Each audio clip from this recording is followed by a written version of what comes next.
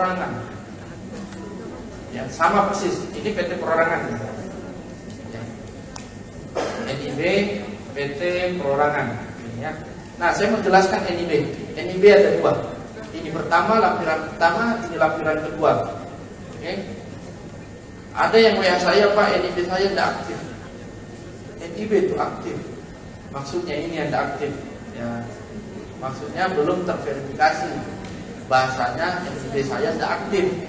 Bukan NIB-nya tidak aktif, tapi kegiatan usahanya berlaku efektif. Tapi pelaku usaha bilang NIB saya tidak aktif. Ini dua hal yang berbeda ya. Nah, NIB lampiran pertama ini menyatakan kantornya di mana. Ya. Kantornya dia di mana? Oke.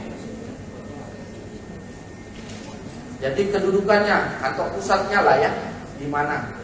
Di sini keterangan di sini kalau misalnya api ada di situ apinya. Kalau OC 1.1 dulu ada di sini. Ya, di sini ya. Di ini pertanyaannya. Sekarang api ada di sini. Kenapa banyak pelaku usaha yang NIB-nya tidak terbaca sehingga barang-barangnya waktu ekspor impor ditahan sampai cukai karena NIB-nya tidak terbaca. Nah, ini ada peraturannya, api terbit 1 tahun harus sudah impor. Bukan canggih-canggihan, Pak. Pak, ini ada ekspor impor enggak? Ya Pak, Bapak masuk biar NIB itu agak keren sedikit. Ini bukan terlalu keren. Jadi kita terbitkan api, waktunya 1 tahun harus sudah impor. Nah, dia melebihi 1 tahun baru impor. Itu sebabnya dibekukan istilahnya ya. Tidak kebaca. Mesti dimohonkan ulang. Ya, ini adalah lampiran pertama. Ya, lampiran pertama. Kalau pelaku usaha bilang NIB saya tidak aktif, tidak terverifikasi, mungkin ya. Mungkin yang dimaksudkan adalah KBL-nya tidak berlaku efektif maksudnya. Nah, ini lampiran kedua NIB. Ya, ini PT Perorangan. Ini lampiran kedua NIB. Nah, lampiran kedua ini menyatakan tempat kegiatan usahanya di mana. Yang atas tadi adalah kantornya di mana. Yang ini tempat usahanya di mana. Bagaimana misalnya ini kota Samarinda? Bagaimana kalau misalnya mau buka di Bandung? Tambahlah di pengembangan kode yang sama, alamatnya berbeda. Nanti di lampiran ini ada kode sama, hanya alamat lokasinya berbeda. Gitu ya. Misalnya Bandung, nanti ada di sini Bandung. Lampiran ketiganya keempat Jakarta, nanti ada Jakarta. KBR-nya sama, lokasinya berbeda. Yang sering banyak kesalahan itu ya, antara utama sama pendukung. Utama dan pendukung kegiatan usaha baik PT Perorangan maupun PT biasa itu diatur di pasal 187 PP 5 tahun 2021.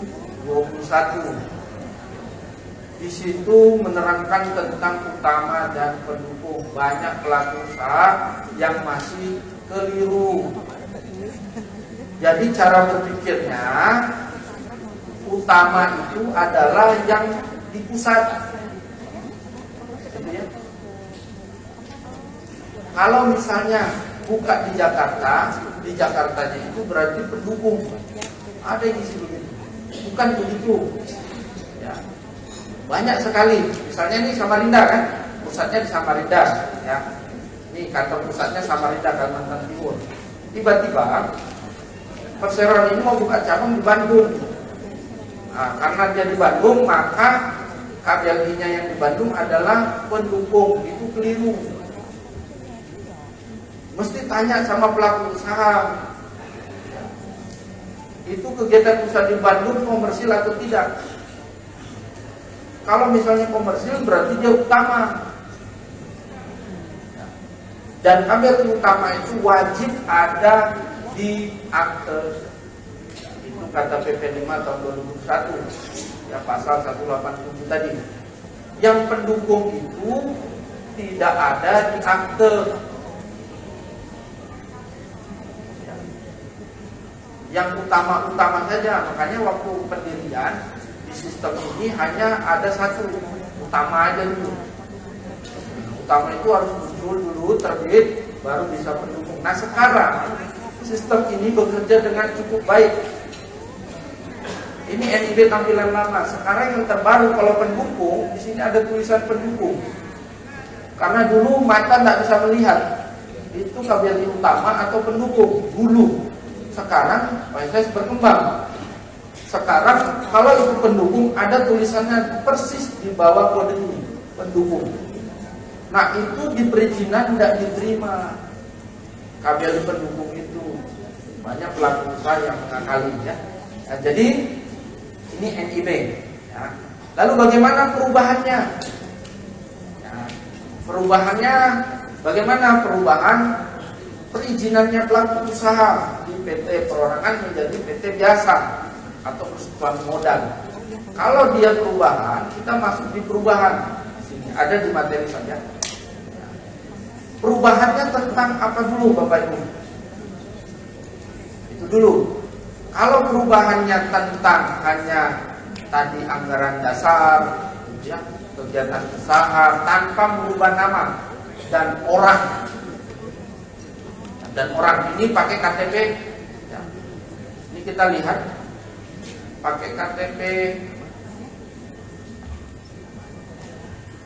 Ibu Pepri, pakai KTP. Nah sekarang kita mesti melihat beliau ini di akte perubahan masih ada atau tidak, atau dia sudah keluar.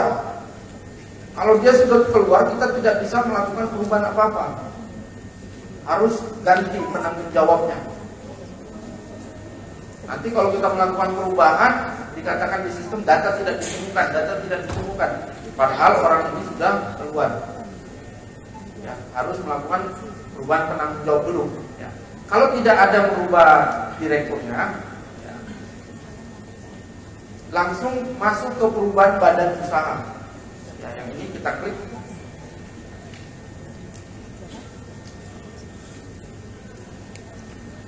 Nah begitu kita klik, kalau PT tidak memerlukan memasukkan SK lagi Bapak Ibu. Kalau CV masih ada SK diminta ya. Ini ada pengumuman tanggal 9 bisa unduh SK CV ya. Kalau tidak salah pengumumannya ya tanggal 9. Nah PT melihat perubahannya tentang apa? Tentu profil nomor 1 ya. Pasti modal. Kalau ada maksud dan tujuan berubah. Jadi empat-empatnya ini kita centang ya, berdasarkan agenda perubahannya ya, berdasarkan agenda perubahannya kita centang semua. Nah seperti inilah kita menarik data dari notaris terakhir. Ini juga sering ada banyak di lapangan pelaku usaha katakan kepada notaris, kenapa kok namanya masih yang lama ya? Kenapa kok tidak ada nama-nama yang baru? Mereka itu lihat dari sini Bapak Ibu. Mereka lihat dari profil pelaku usaha. Begitu dia lihat namanya masih nama orang lama, makanya ditelepon Bapak Ibu notaris. Kenapa ini masih nama orang lama? Kan di Bapak dan Ibu namanya sudah berganti. Komisarisnya komisaris baru sudah ada. Kenapa di sini tidak ada? Dia melihat dari sini Bapak Ibu.